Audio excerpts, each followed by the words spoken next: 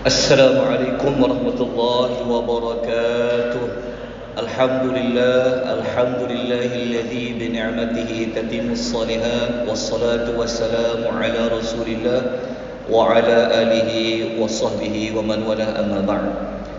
Sidang jemaah sekalian, tuan-tuan dan puan-puan rahimani wa rahimakumullah. Alhamdulillah, pagi ini kita menyambung ayat yang berikutnya, iaitu ayat yang ke-7, yang mana pagi ini kita akan memulakan perbincangan ayat-ayat berkenaan dengan golongan kanan. Pada rakaat yang pertama tadi, imam membaca suratul Waqiah tentang golongan kanan, golongan kiri dan juga as-sabiqun. Jadi pagi ni kita masuk kepada ashabul yamin, iaitu golongan kedua penghuni syurga yang dipanggil sebagai golongan kanan. Nota insya-Allah akan menyusul kemudian. Baik, kita bacakan ayat 27 terlebih dahulu. A'udzubillahi minasyaitonirrajim.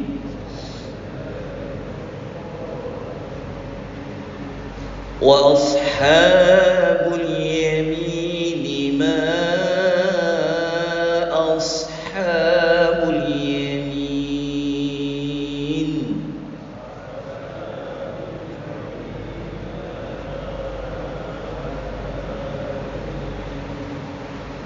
Terjemahan ayat, wa ashabul yamini, dan golongan kanan. Kenapa ada huruf dan? Huruf waw di situ adalah kata penghubung selepas Allah menceritakan golongan as-sabiquna sabiqun. Maka Allah menceritakan dan golongan kanan. Apakah? Ma kat sini adalah persoalan. Allah bertanya, ashabul yamin, golongan kanan itu.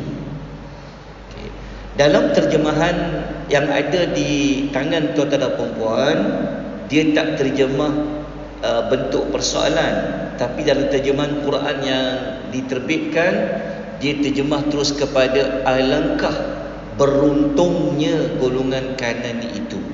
Tapi saya terjemahkan ikut ayat ini kerana ingin menunjukkan pada isu iaitu Allah bertanya, apakah? Kenapa Allah bertanya kepada kita dengan mengemukakan kalimah ma?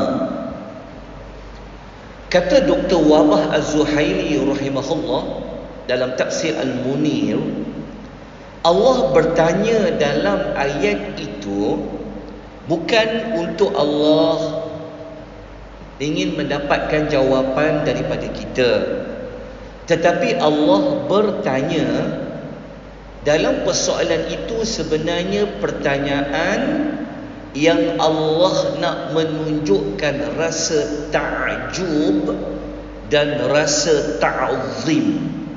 Maknanya Allah bertanya, sebenarnya Allah Ta'ala nak menunjukkan kekaguman dan kehebatan golongan kanan itu. Bukan bertanya tu kerana Allah ingin mendapatkan jawapan, tapi bertanya itu sebenarnya nak memberitahu kepada kita bahawa golongan kanan ini Allah Ta'ala muliakan mereka. Golongan kanan ini, kalau rujuk dalam tafsir Ibnu Katsir, kata seorang ulama, Maimun bin Mahram, mengatakan golongan kanan ni dia berada di bawah darjat golongan al-muqarrabin. Al-muqarrabin ni siapa? As-sabiquna sabiqun. So darjat dia di bawah. Dr. Wabah Az-Zuhaili dan para ulama tafsir lain menambahkan lagi maklumat. Golongan kanan ini, mereka kalau Allah memberikan buku amal itu akan diterima dengan tangan kanan. Kalau as-sabiqun tentulah tentulah dengan tangan kanan. Sebab kalau golongan ashabul yamin pun dapat buku dengan tangan kanan, buku amal tu, maka apatah lagi as-sabiqun sudah pasti akan menerima buku dengan tangan sebelah kanan. Baik, tuan-tuan, kalau kita rujuk dalam ayat Al-Quran yang lain, golongan kanan ni dia ada satu nama yang lain yang dipanggil golongan pertengahan. Golongan pertengahan ni dia berada di antara golongan yang zalim dengan golongan yang mendahului. Okey. Pembahagian 3 kategori orang Islam ini sebenarnya diambil dalam surah Fatir ayat 32. Ayat ini boleh ditemukan pada muka surat 438. Allah menyebutkan orang yang Allah turunkan Al-Quran, orang yang menggunakan Al-Quran itu mereka terbahagi kepada 3, kata Allah. Yang pertama, kata Allah, darjat yang paling bawah sekali adalah faminhum zalimun li nafsihi, iaitu yang menganiaya diri mereka sendiri. Tuhan panggil ni golongan yang zalim. Tapi ni orang Islam. Orang yang zalim di sini adalah orang yang mencampur adukkan antara dia buat pahala dengan dia buat dosa.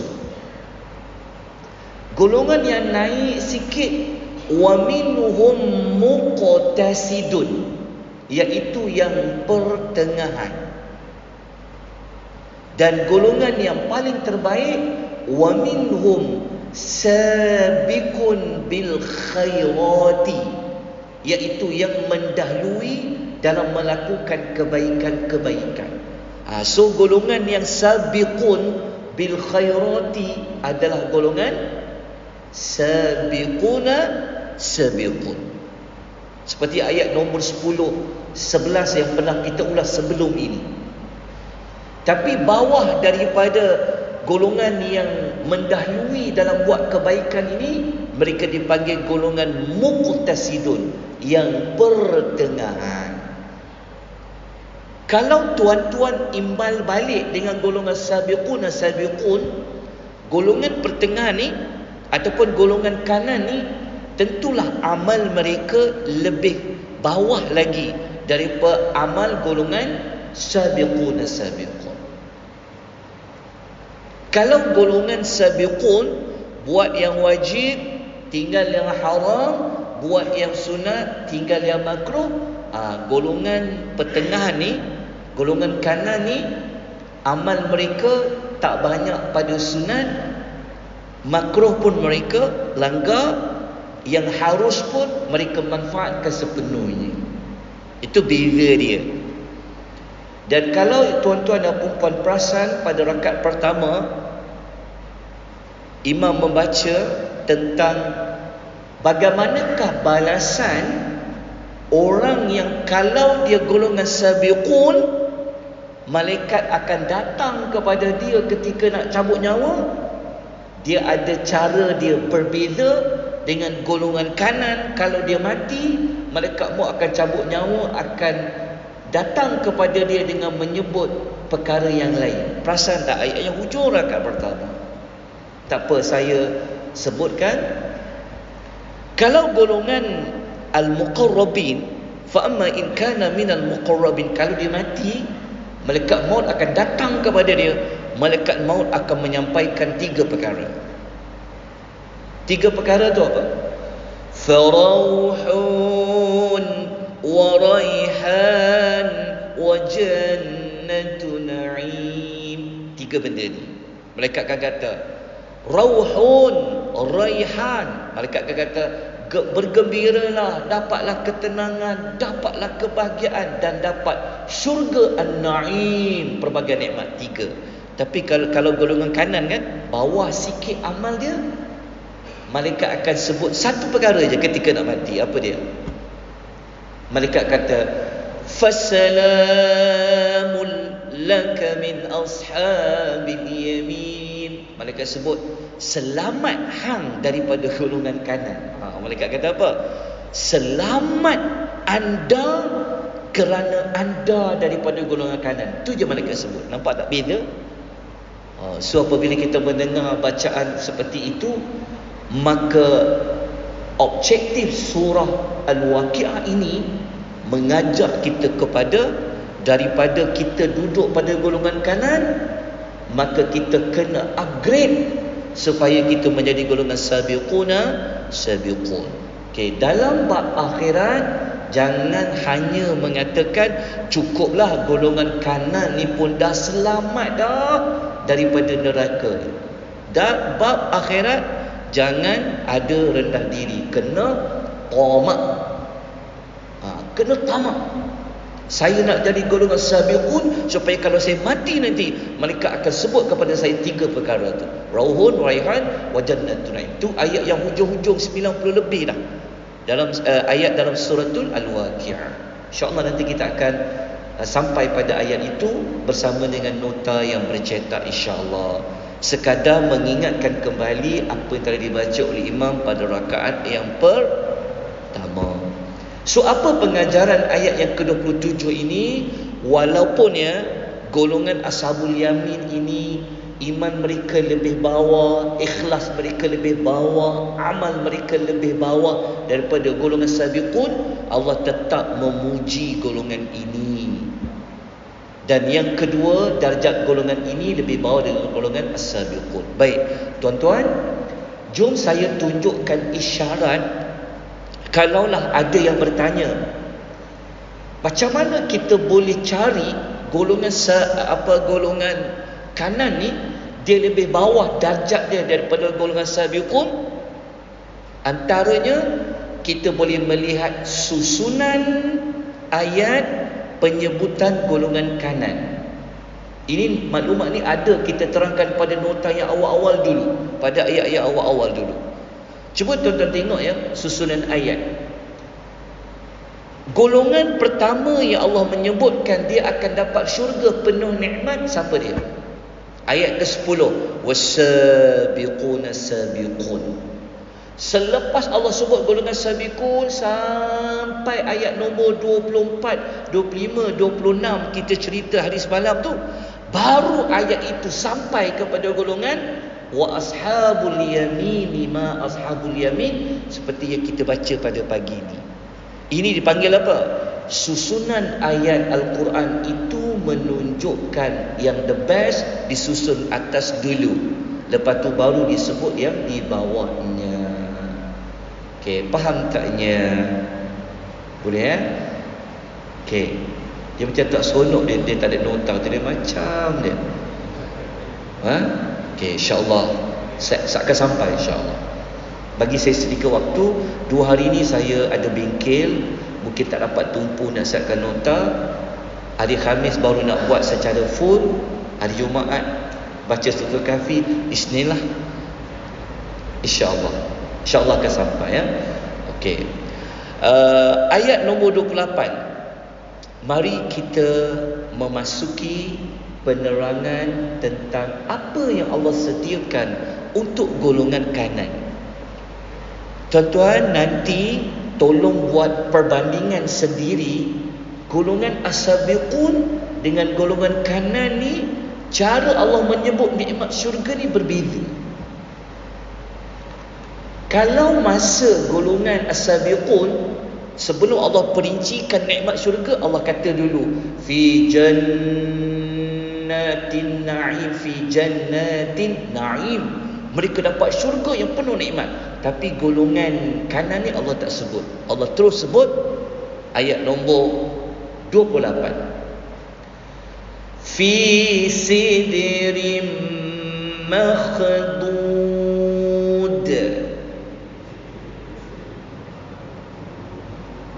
Okey. Ayat 28, 29, ayat 30 ni Allah menyebut nikmat mendapat teduhan. Ni nikmat mendapat naungan di dalam syurga. Tuan-tuan, orang Arab, mereka kan sentiasa berada dalam keadaan panas. Betul tak? Sentiasa panas, padang pasir, tak ada hutan-hutan, padang pasir.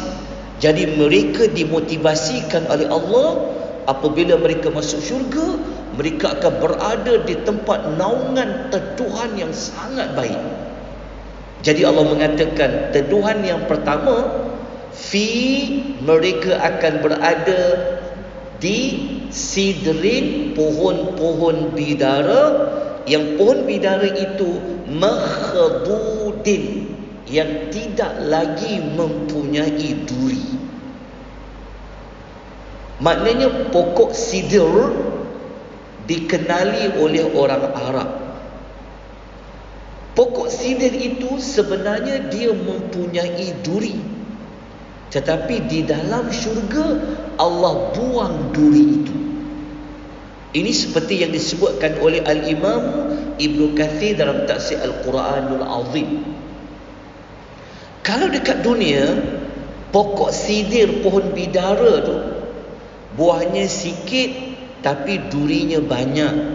Nanti Allah akan tukar dalam syurga, buahnya banyak, lepas tu tak ada pula duri. Dalam masa yang sama, dalam tafsir Al-Karimur Rahman mengatakan, pohon bidara ni keistimewaan lain dia, pokok dia sangat rendang, meneduhkan, dan boleh digunakan untuk tempat beristirahat. Macam tuan-tuan lah, lalu bawa pokok-pokok yang rendang, banyak dia punya dahan-dahan, daun-daun pun duduk kat situ, nak elak daripada apa? Hujan ke, panas ke. So bayangkan orang Arab yang sentiasa panas, apabila mereka disebutkan nanti masuk syurga, duduk di bawah pokok yang rendang, daunnya lebat. Okey, bagaimana pokok sidr? Okay, soalan yang ingin kita rungkaikan adalah, kenapa perlu Allah sebut pokok tu dicabut duri dia? Dan kenapa Allah sebut pokok bidara terlebih dahulu daripada pokok? Lepas ni kita akan jumpa ada satu pokok macam kita pernah dengar, iaitu pokok pisang.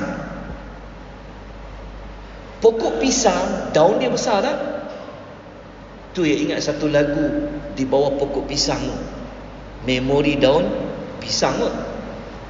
Pokok pisang ni kan, pokok pisang, kalau sebut pokok pisang, tuan-tuan akan ingat apa? Ingat daun ke ingat buah? Buah kan? Tapi pokok pisang ni juga dia mempunyai daun dia. So Tuhan nak kata dalam syurga ni penuh dengan pohon-pohon. Tapi sebelum Allah sebut pokok pisang tu, Allah sebut dulu pokok bidara. Daunnya lebat, tapi daun dia kecil-kecil. Kenapa sebut pohon bidara dulu, baru Tuhan nak sebut pohon pisang? Okey, kita akan rungkaikan. Soalan nombor satu, dalam tafsir Al-Misbah mengatakan, Al-Imamul Biqai menyebutkan dalam syurga ni tidak akan ada sesuatu yang akan mengganggu, yang menyakiti penghuni syurga. Sampai macam tu Allah buat. Sampaikan pohon tu tak ada pohon yang berduri yang sampai boleh melukakan ahli syurga. Allah tak akan buat macam tu bagi ahli syurga. Tuan bayangkan, aman sejahtera duduk dalam syurga. Kenapa perlu disebut duri? Kerana kalau dekat dunia, pohon tu tersilap pegang boleh menyebabkan luka duri yang ada. Tapi Allah buang duri itu. Kerana apa? Kerana nak menyelamatkan penghuni syurga. Allah tak nak bagi ada sedikit pun yang menyakitkan penghuni syurga. Hebatnya Allah sediakan untuk penghuni syurga. Okey, kenapa disebut pohon bidara terlebih dahulu? Kata Dr. Wabah Zuhaili, ini dipanggil metodologi. Nak menyebutkan nikmat yang paling bawah, cara nak sebut daripada bawah naik ke atas, naik ke atas. Allah sebut dulu pohon bidara sebab Allah nak sebut dulu nikmat yang rendah, nanti Allah nak naikkan lagi. Allah nak naikkan lagi tentang naungan dan teduhan itu. So apa pengajaran ayat nombor 28 ni? Mudah saja, pohon bidara salah satu tempat teduhan penghuni syurga, dan pohon bidara tidak ada duri yang boleh menyakiti dan melukakan penghuni syurga. Kenapa Allah buat macam tu? Kerana syurga ini adalah Darussalam, tempat yang aman. Jadi kita akan masuk ayat nombor 28, tapi ayat 29 tentang teduhan yang kedua, bukan nombor 1, tapi daunnya besar. Ini adalah pokok pisang. Tapi kita dah 20 minit 47 saat, kita kena sambung esok. Ayat nombor 29. Boleh? Aqulu qouli hadza wa astaghfirullahal azim wa billahi taufiq wal hidayah. Wassalamu alaikum warahmatullahi wabarakatuh. Tutup dengan tasbih kafarah dan suratul Asr.